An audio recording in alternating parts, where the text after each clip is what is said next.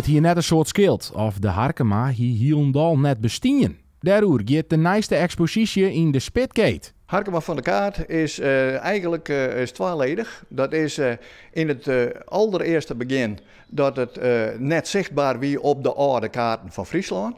En daarna nog een keer in 1952, 53, doet er 2 rapporten verschenen binnen hier in deze hoeken en in het land. Die te maken hebben met het feit van hoe binnen de omstandigheden hier nou in dit dorp.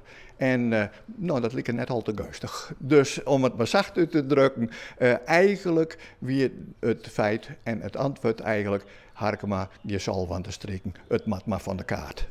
En die houding van de opstellers van de rapporten zorgen voor een soort verontwaardiging en leuke gezichten. Er waard voornamelijk oer de meesten sprutsen, maar net mij. Dijkstra denkt dat daar toch echt de Woordske mentaliteit ontstien is.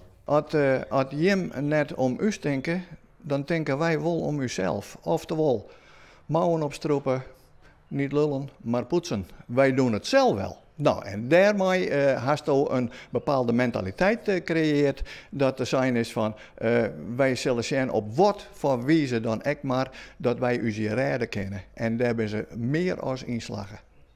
Want na die 2 rapporten is de Harkema uitgroeid naar een levend dorp met een soort verenigings- en zelfs landelijke bekendheid.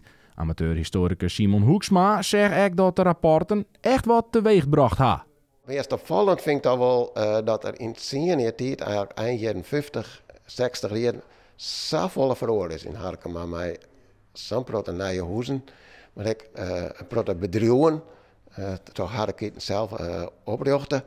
En ik voorzieningen zoals een bibliotheek, een sporthal, squalen. Hier komt een jeugdgebouw, dus daar wil ik dingen voor de jeugd organiseren. Dat is echt in hele Lietskofse tijd is het omdraaid. De expositie is van zaterdag 10 mei te bewonderen in het Ieperlof Museum in de Harkema.